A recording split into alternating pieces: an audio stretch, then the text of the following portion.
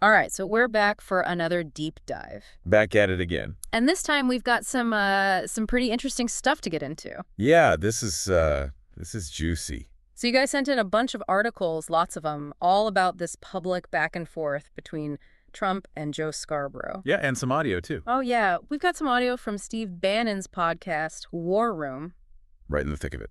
So basically, we're diving into the world of, well, I guess you could call it media versus politics. Yeah, a little bit of that media versus politics. Strong personality. Oh, yeah. Very strong personalities, lots of opinions. Exactly. And we're going to try and figure out what this whole thing tells us about where we're at right now, with the political climate, how the media and politicians interact, all that good stuff. Yeah, because it's not just about Trump and Scarborough, right? It's like there are these big symbols of this bigger conflict that's going on. Totally. Like they're kind of like lightning rods in this whole media landscape. Yeah, they are. And their little back and forth might seem like just another day in the news cycle. Which it kind of is. But really points to some much deeper issues about how we get information these days and how we process it. Okay, so let's jump into it then. Let's do it. One of the articles you guys sent in talks about how Scarborough went on Bill Maher's show. Real Time with Bill Maher, yeah. And claimed that people close to Trump, like in his inner circle? Yeah, had threatened to arrest his producers. I mean... That's a pretty big statement to make on national TV. Oh, huge. And knowing Trump, he's never been one to just let something like that slide. He's not known for holding back. Exactly. And he didn't. Nope. Another one of the articles talks about how Trump went on Fox News and completely denied it. Of course. And then called Scarborough a sick puppy. Wow. Yeah, it's safe to say the gloves were off at that point. Oh, absolutely. So what'd you think about the language they were using? It got pretty heated. It definitely wasn't your typical polite political debate. Right. Trump calling him a sick puppy, it's like a classic move to try and discredit somebody. Like he's not playing around. Not at all. He's basically saying Scarborough's unstable, not to be taken seriously. And we see that all the time in politics. All the time. And honestly, not just in politics, right? It happens in everyday life, too. Oh, for sure. People use these kinds of labels to shut down anyone who disagrees with them. It's definitely a tactic to watch out for. Definitely. But Scarborough didn't just sit there and take it. Oh, no, he fired back. He did. He went on Morning Joe and pointed out that he actually has a pretty conservative voting record. Which is true. Yeah, even though he's often labeled as a leftist. Like the irony. So he was kind of like, wait, I'm the leftist here? Exactly. And he also used that chance to defend Anne Applebaum? Yeah, a writer who was getting labeled as a radical leftist for comparing some of Trump's rhetoric to fascist leaders. And Scarborough basically said that was ridiculous. I mean, you see that a lot too, right? Yeah.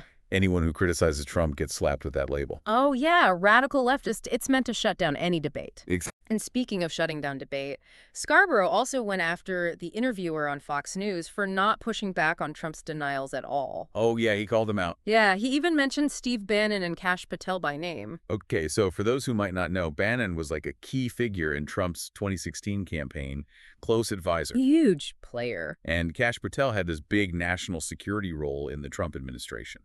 Yeah, both still very much in Trump's inner circle. And very vocal. Oh, super vocal. And that brings us to this audio clip you pulled from Bannon's podcast, War Room. Right. I think this is going to be really illuminating for our listeners. Definitely. So in this clip, Patel's talking about targeting journalists who they believe lied about American citizens. And helped rig the election for Biden. Yeah. And when I first heard him say they were putting journalists on notice, it was chilling. Yeah, that's pretty intense language. Intense is a good word for it. It really sounds like an attempt to intimidate journalists. Absolutely. Like they're trying to discourage them from reporting anything negative about Trump. Or his allies. Right, which could have a major impact on freedom of the press. Absolutely. It's like they're creating this climate of fear. Where journalists are afraid to do their jobs. Exactly, for fear of getting sued or even prosecuted. So what do you think is the motivation behind that kind of rhetoric? Well, it seems like they're trying to control the narrative, right? Make it so no one dares to criticize them. Exactly, like they're trying to silence any dissenting voices. And the thing is, this isn't happening in some isolated bubble. Oh no, this is part of a much bigger trend. This whole conflict between Trump and Scarborough is just one example of this growing tension between the media and politicians. And it's on both sides of the aisle. Yeah, it's not just a one-sided thing. It's like they're both viewing each other as the enemy. Constantly trying to undermine each other. And that makes it really hard for the public to know who to trust. Yeah, like who are you supposed to believe when everyone's accusing everyone else of lying? Exactly. And it's so easy to get sucked into these echo chambers online. where you only see information that confirms what you already believe. Right. And that just makes the divisions even worse. It's like a vicious cycle. It really is. So that's where we're going to pick up next time. Yeah, we'll dive into how this whole back and forth impacts all of us As news consumers, and what it might mean for the future. lots to unpack there. Definitely. But first, we got to take a quick break. Sounds good. We'll be right back after this short message. Don't go anywhere. So we were talking about Trump and Scarborough and this whole public fight they're having. Yeah, and behind the scenes, we have Bannon and Patel taking things even further, talking about actually targeting journalists. Right, and all of this is happening against this bigger backdrop of tension between politicians and the media. It's like they're not even on speaking terms anymore. It's all just attacks. And that kind of animosity can have some real-world consequences, you know? Yeah, let's unpack that. What kind of consequences are we talking about? Well, one of the big ones is that it erodes public trust in both institutions, in the media and the government. Yeah, if you're constantly hearing that journalists are liars and politicians are corrupt. You start to wonder if anyone can be trusted. Exactly. And when that trust breaks down, it's almost impossible to have productive conversations about anything. Everyone just digs in their heels and refuses to listen. It's like that old saying, when you're up to your eyeballs in alligators, it's hard to remember your initial objective was to drain the swamp. Perfect analogy. It's all about survival at that point, not about finding common ground. And it's not just the traditional media and politicians who are fanning the flames. Oh no, social media plays a huge role in all of this. And those hyper-partisan news websites. They create these echo chambers where people only see information that reinforces their existing biases. We were just talking about that. Exactly, and that makes it even harder to break out of those cycles of mistrust and animosity. Because when you're only getting one side of the story, it's easy to start seeing the other side as the enemy. And that can lead to some pretty scary outcomes. Like, what kinds of outcomes? Well, we're already seeing more threats and harassment directed at journalists, especially those who cover controversial topics. And those threats have turned into actual violence in some cases. It's a dangerous trend, and it makes you wonder, if you're a journalist today, how do you even approach your job? Knowing that you could be putting yourself at risk just by doing your job. It's a chilling thought. It really is. And I think what's even more disturbing is that this kind of rhetoric can create a climate where violence and intimidation become normalized. Like we become desensitized to it. Exactly. And that's a really slippery slope. It is, because once you start accepting that kind of behavior, it becomes easier to justify even more extreme actions. So what can we do about it? It's easy to feel overwhelmed by all of this negativity. I know, it can feel like a losing battle. Like, what can one person do to make a difference? Well, I think the first step is just being aware of the problem. Recognizing that we're being bombarded with information from all sides. And that not all of it is accurate or even well-intentioned. So being more critical of the information we consume. Exactly. Think of it like this. You wouldn't just eat anything that's put in front of you, right? You'd check the ingredients, make sure it's not expired. We should do the same thing with information. So how do we get better at checking the ingredients of the information we're consuming? One thing you can do is try to diversify your information sources. Don't just rely on one news outlet or social media platform. Right. Look for different perspectives, even ones that might make you uncomfortable. So if I usually watch Fox News, maybe I should check out CNN or MSNBC once in a while. Exactly. Or if you're mostly getting your news from Facebook, maybe try reading some articles from reputable newspapers or magazines. The key is to expose yourself to different viewpoints so you can get a more balanced understanding. That's exactly right. Makes sense. What else? Another important thing is to be aware of your own biases. We all have them, right? We do, and they can really influence how we interpret information. So try to be honest with yourself about what your preconceived notions are. And how they might be shaping your views. That's easier said than done, though. How can you be aware of something that's, by definition, subconscious? It can be tricky. One thing that can help is to think about who you usually agree with and who you usually disagree with. And then what? Ask yourself, what are their arguments? What evidence do they use? Are they appealing to your emotions or your logic? So it's about stepping back and analyzing not just the information itself, but your own reaction to it. Exactly. It's about being more mindful and intentional about how we consume information. And being willing to have our minds changed. That's a big one.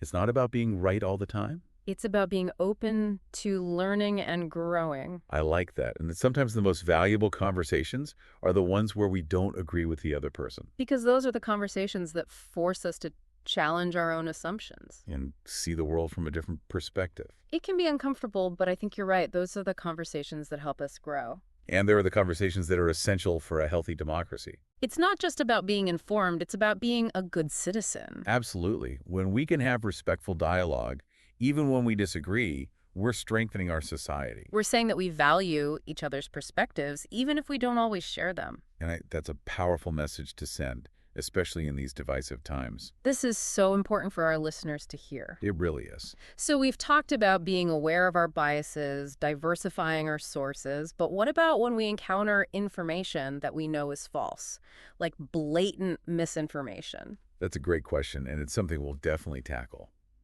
Right, so we're talking about encountering information that we know is false, like blatant misinformation. Yeah, with so much stuff flying around online, it's easy to fall for those little nuggets of falsehood. Oh, it spreads like wildfire. It really does. It's crazy how fast those things go viral. It is, even when they're completely made up. So it's super important to double-check anything that seems questionable or too good to be true. But how do you even do that? There are so many sources out there, it's hard to know who to trust. You're right, it can be tough, but there are a few simple things you can do. Like what? Well, first, check the source. Okay, so where's the information coming from? Exactly. Is it a reputable news organization? A respected academic institution?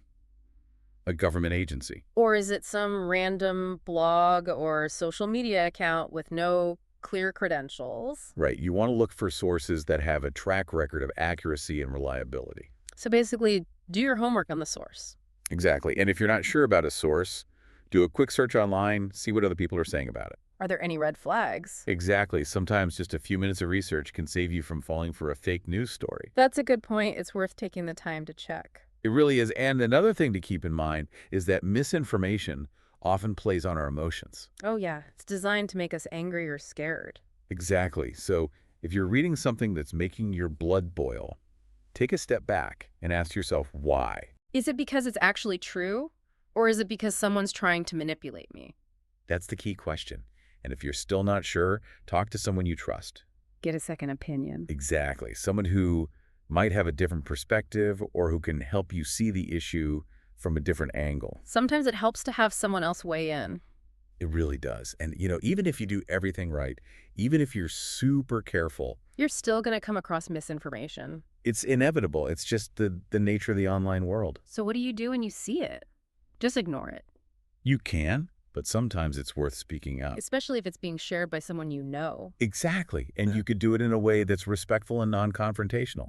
Not starting a fight. Right. Just point out that the information might be inaccurate and share a link to a more reliable source. Calmly correcting the record. Exactly. And sometimes that's all it takes, just a little nudge in the right direction. And even if they don't change their mind, at least you've planted a seed of doubt. You've given them something else to consider. That's a win in my book. Absolutely. So thinking about everything we've talked about today, this whole Trump-Scarborough thing, the tension between media and politics, the challenges of navigating this crazy information landscape, It's a lot. it is. What's the one thing you want our listeners to take away from this?